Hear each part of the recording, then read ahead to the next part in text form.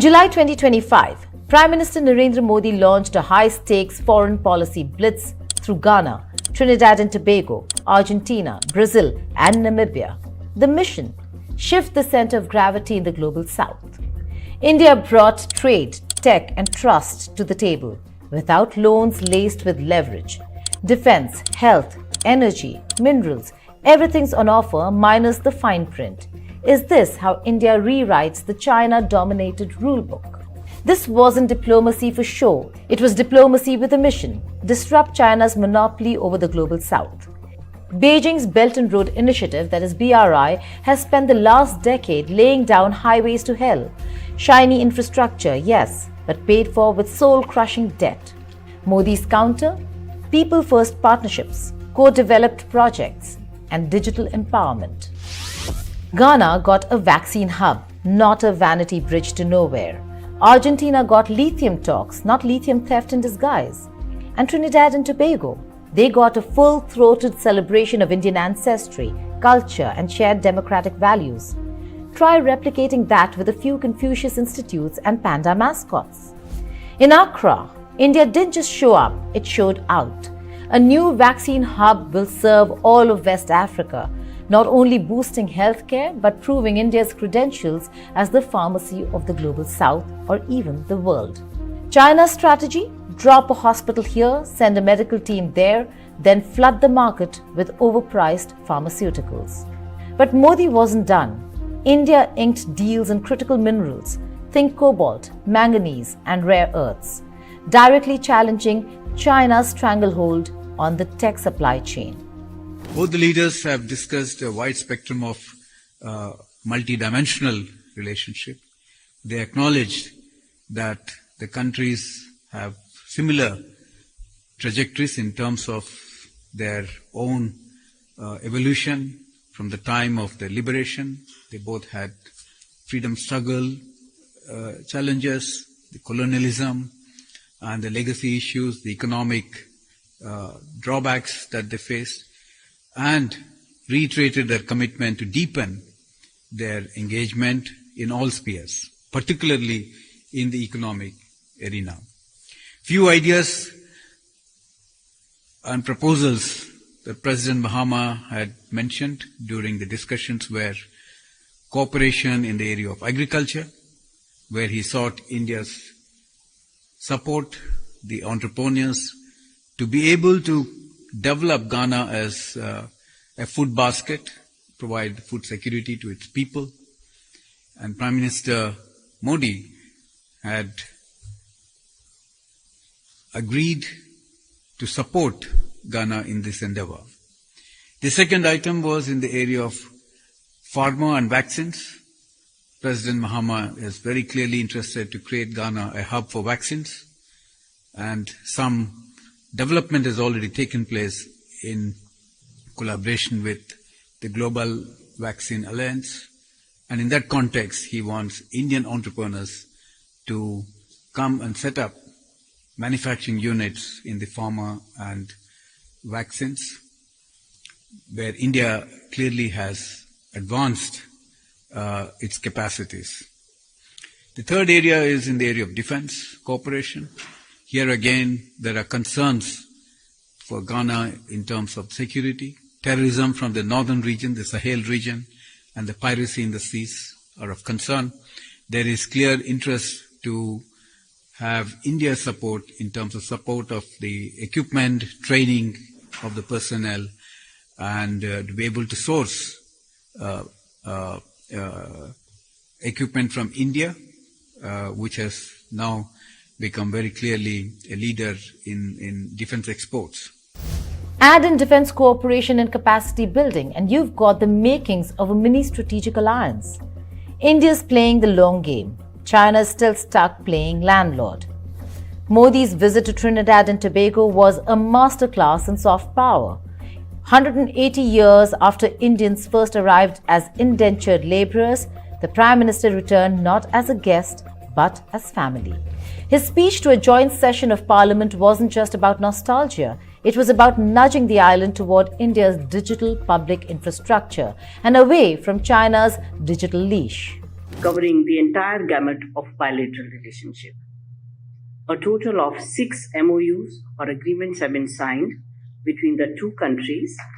These are, firstly, MOU on recognition of Indian pharmacopoeia. The signing of this MOU will provide improved access to Indian pharmaceutical products to Trinidad and Tobago market and will help the citizens of this country to get safe and quality medicines at affordable price. Secondly, we sign an agreement on Indian grant assistance for implementation of quick impact projects. This will further strengthen development cooperation partnership between our two countries, which is a very crucial pillar of our bilateral relations.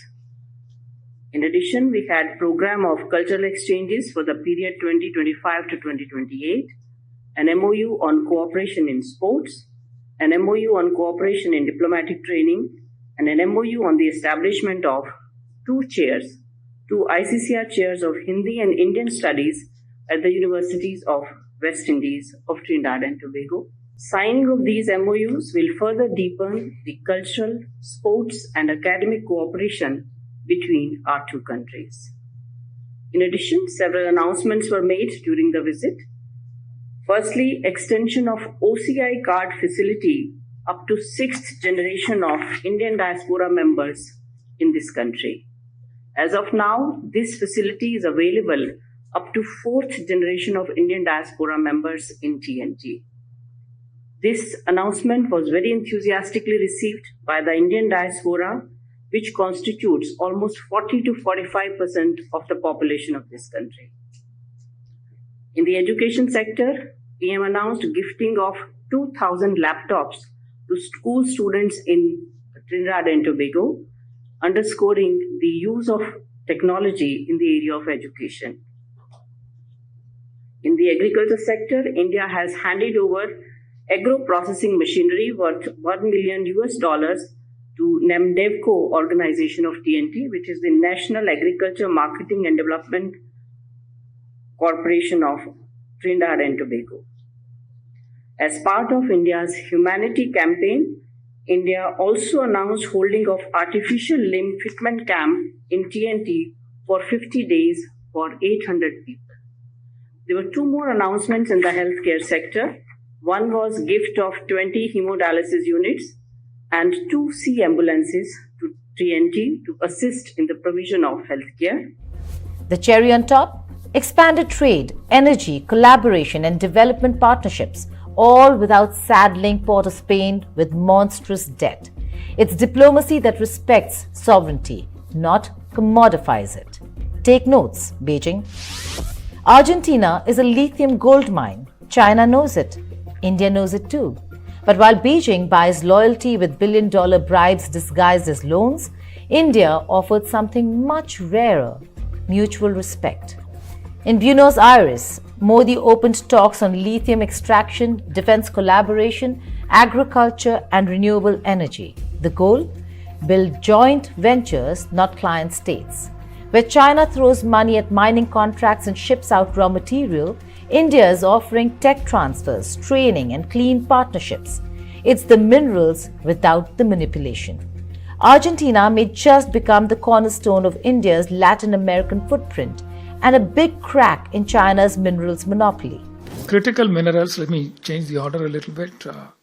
Argentina is a part of the lithium triangle. It is of great interest to us. We had 2 Indian public sector companies, Coal India Limited and also a consortium called Kabil, which is specifically tasked with picking up critical minerals assets outside India. They have signed 5 concession agreements. And they are working on how to finalize investments and how to work out the implementation of the investments in such a way that minerals can be produced here, refined and taken to India for various purposes.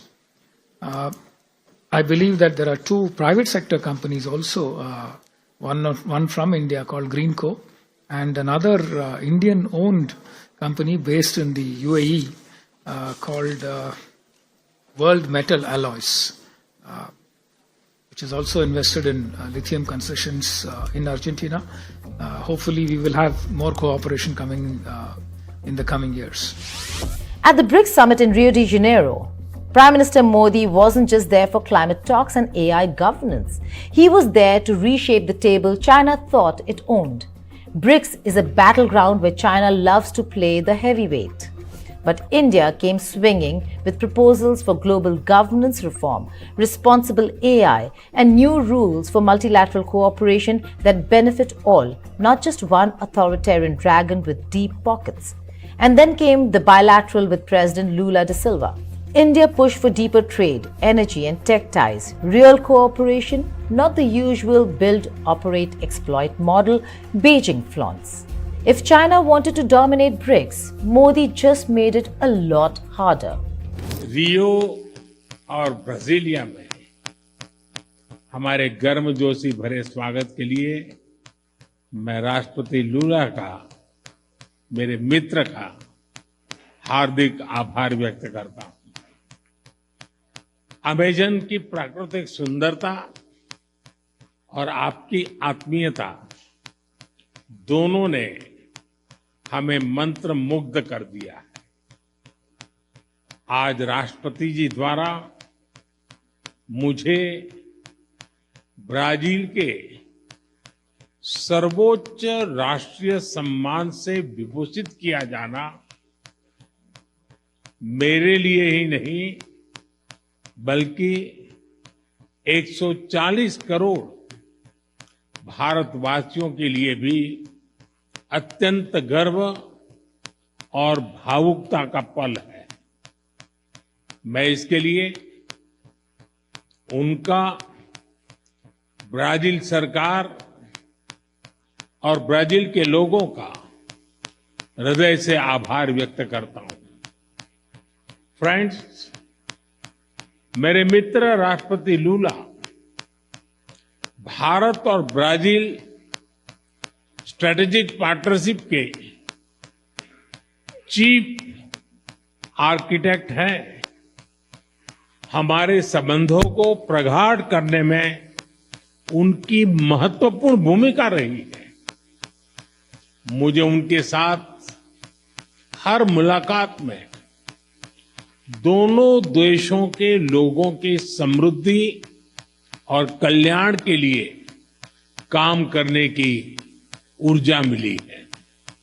मैं इस सम्मान को भारत के प्रति उनकी गहरी प्रतिबद्धता और हमारी अटूट मित्रता को समर्पित करता हूं। Namibia and India share something Beijing can't fake: anti-colonial roots.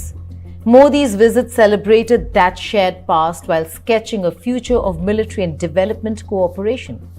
India is ramping up joint defense projects, maritime security discussions, and capacity building initiatives.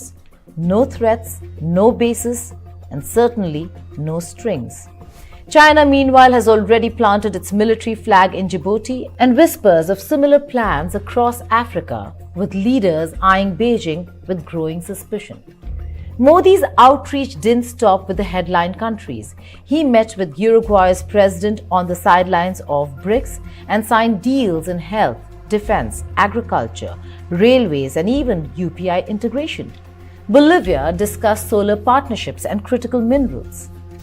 It's chess, not checkers. While China overplays its hand with mega projects that saddle economies with debt, India quietly builds practical, decentralized partnerships. These aren't flashy, but they're sticky, and they're starting to add up. Let's break it down for you over here. India's development model is rooted in local priorities. It focuses on vocational training, skill building, and genuine technology transfer, not billion-dollar white elephants. Where China floods nations with infrastructure loans tied to political strings, India helps them in capacity building from the ground up. India offers UPI, RuPay, and digital public infrastructure to empower financial inclusion. China, on the other hand, exports fintech systems laced with surveillance concerns and backdoor controls. India gives partners sovereignty. China gives spyware.